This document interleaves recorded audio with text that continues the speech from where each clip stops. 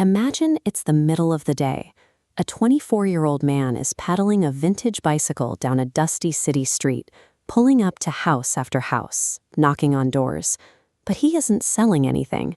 When the door opens, he looks the homeowner in the eye and asks a startling question: is anybody dead here? Most people spend their entire lives trying to avoid death. This young man was actively hunting for it. Idahosa treated these ancient religious texts as a literal, field-tested instruction manual. As a complete novice, he set out to find exactly where the physical boundaries of his faith actually ended. The catalyst for this bizarre bicycle ride happened just days earlier during a Sunday service. The young man, future Archbishop Benson Idahosa, listened as his pastor read a famous command from Jesus: heal the sick and raise the dead. Idahosa walked up to his pastor and asked a logical question: have you ever done this? The pastor admitted he hadn't.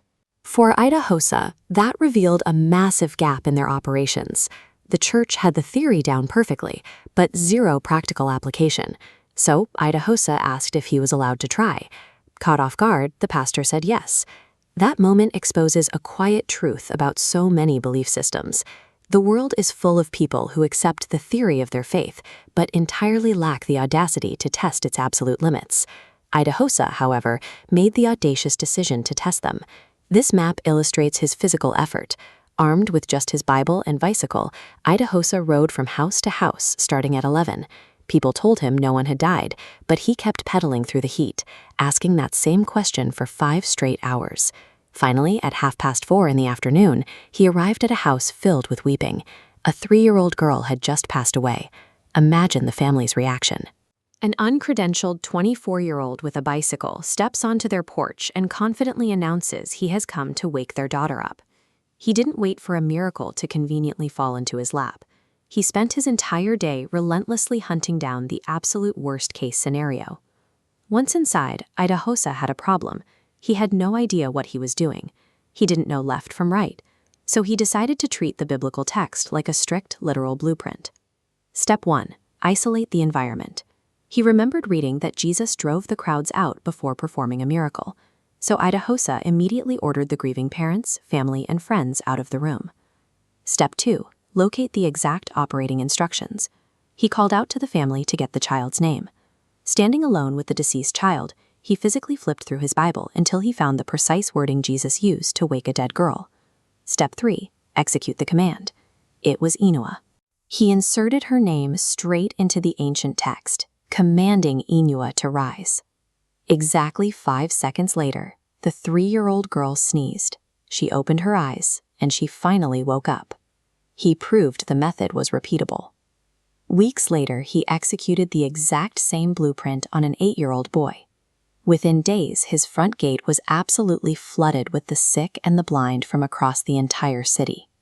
The experiment was a success. He proved that accessing supernatural power didn't require an academic certificate or a theology degree.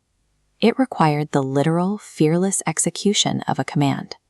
The success of these early experiments reframed Idahosa's entire internal identity.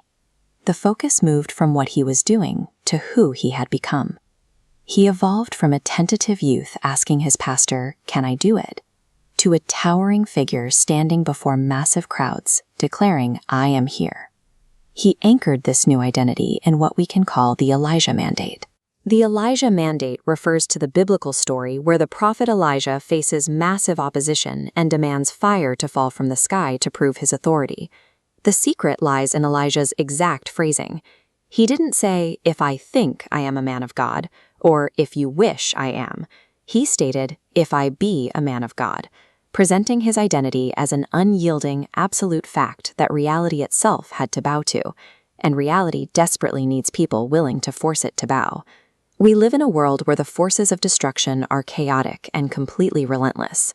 You see the evidence of this attack on humanity every single day: hijacked aircraft, devastating plane crashes, and sudden death. You see it in international warfare, captured soldiers, rising violence, and the daily theft of human joy and financial security. The great flaw of passive religion is looking at all this tragedy, shrugging, and accepting it as God's will. But Idahosa viewed these events as direct, hostile attacks from an enemy that must be aggressively fought. Idahosa's life argues for a more aggressive model of faith.